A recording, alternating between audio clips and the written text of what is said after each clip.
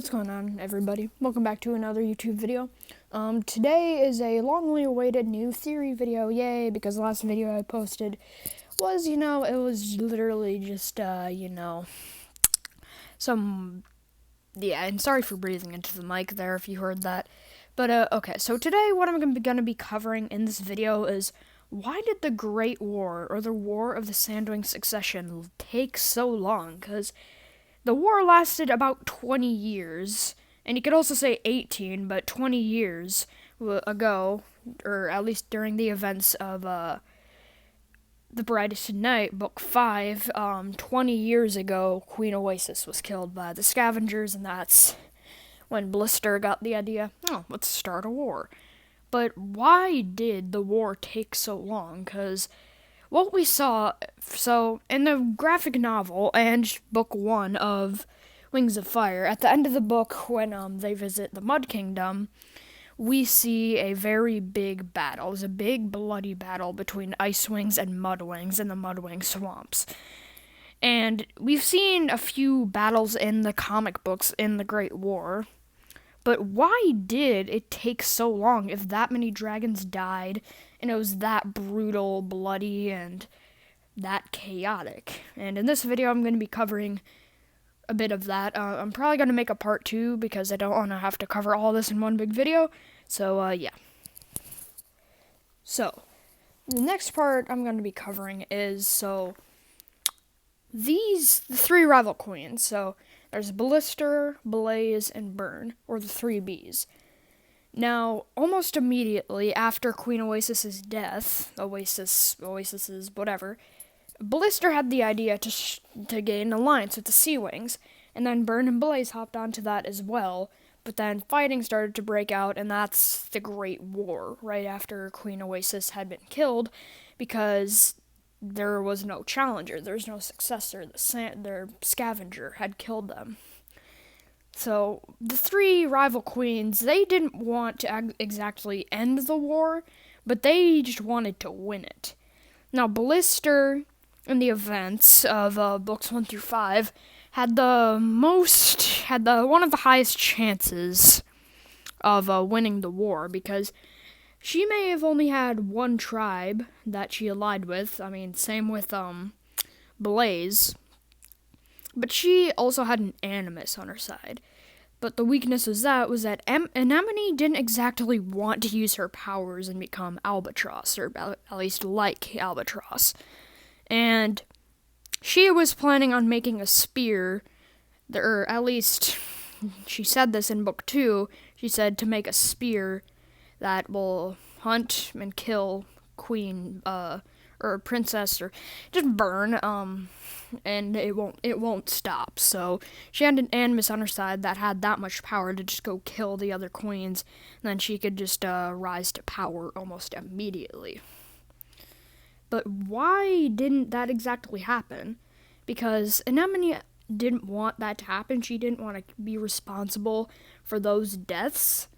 But how come, ever since about 18 years ago, during the events of Book 5, she had an Animus on her side. And it lasted for, a lot longer. She could have just ended the war right there and then with an Animus on her side and quickly rose to power.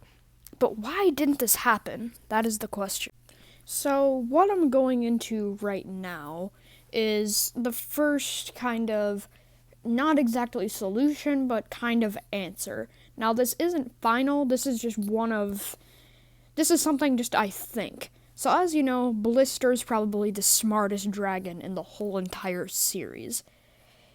We've seen that from her, and she could have easily won the war. But what we got from Starflight, now this isn't confirmed, but she had a plan, or at least was planning, to take over all the tribes and take over the whole continent.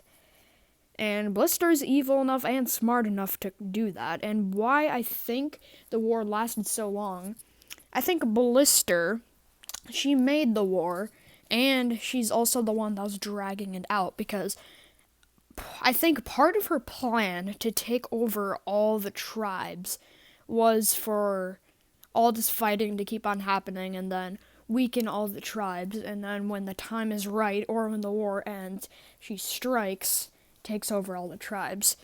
Now, as we know, she dies before she can by getting vaporized by the Eye of Onyx. Onyx, whatever. But that is my first kind of answer. Now, I don't think this is why, but I think this is one of the main reasons, because Blister was clearly smart enough to do that, and Starflight in Book 1 says she had a plan or will just try to take over all the tribes and, well, become queen of the entire continent. So my next part of my theory is talking about Blaze. Now, Blaze is probably the second most likely to win the war. Now, hear me out. Burn is incredibly strong and could obviously easily crush Blister and Blaze in claw to claw, or tooth to claw, whatever, combat. She was, and also very good in battle, but Blaze had a good strategy to just camp out in the Ice Kingdom and either just wait for the war to just end and she could quickly rise to power, or she could try to manipulate more Sandwings to support her, and then it'll crumble down Blister and Burn. But also, she may have been waiting for the time to come out of the Ice Kingdom and strike and try to, take power. But Blaze probably didn't do that, because she never really talks or even talked about how she wasn't that good in combat. But, she sometimes... Okay, so in Book 3, I can't directly quote her because I don't have the book with me, but she is a little overconfident, because, for one, she's always stating, most of the Sandwings are with me, or, they all like me, who would want to take my power. But when Glory and the Dragonettes brought up that she'll get crushed in a claw-to-claw combat, she just said, I have a poisonous tail, but, obviously all Sandwings do. And her strategy was kind of smart to just wait out the war and wait for the correct timing.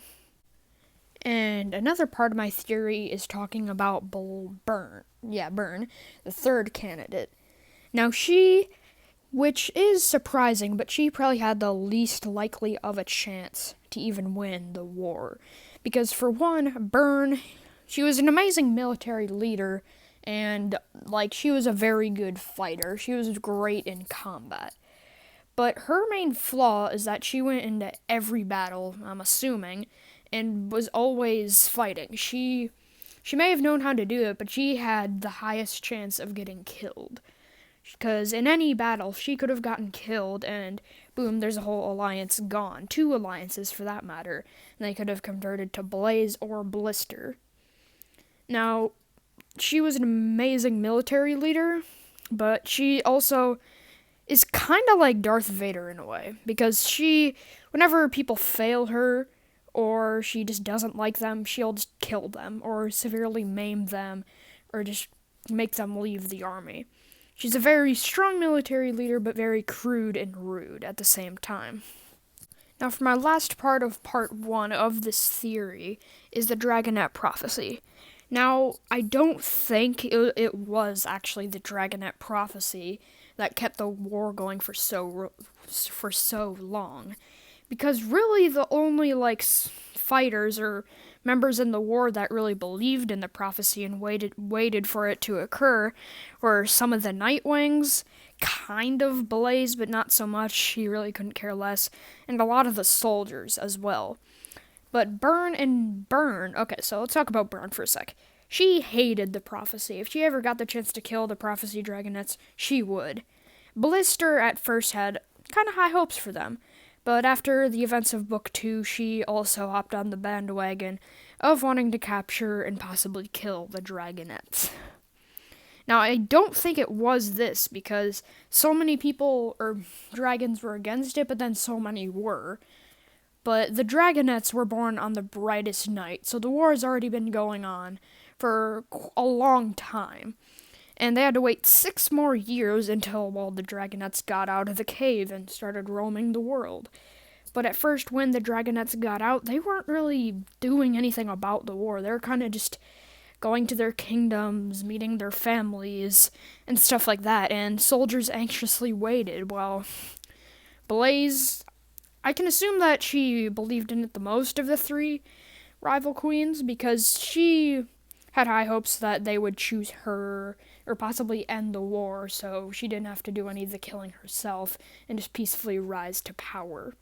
But I don't think it was this because it was only one of the three rival princesses that wanted, or at least wanted, the prophecy to even occur. Now, for my last part of part 1 of this theory, it's another kind of short answer, but I'm not pretty sure of if this is even what it was like. This is just something I thought of. So, another reason why the war may have lasted this long was of the three rival princesses, the leaders of the war, they didn't think about an end to it. They were so focused on killing other dragons. They just wanted the war.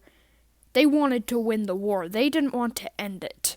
So, and they were so determined to win the war, they just kept on sending out troops. They kept on fighting.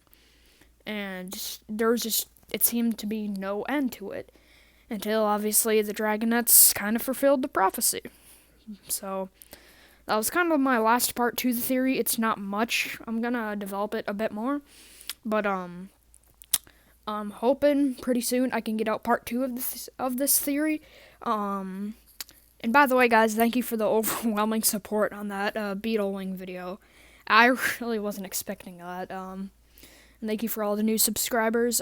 If you did enjoy this video, please be sure to leave a like, subscribe if you want to, of course. Comment down below of what you think of this theory. And yeah, I'll see you guys in the next one later.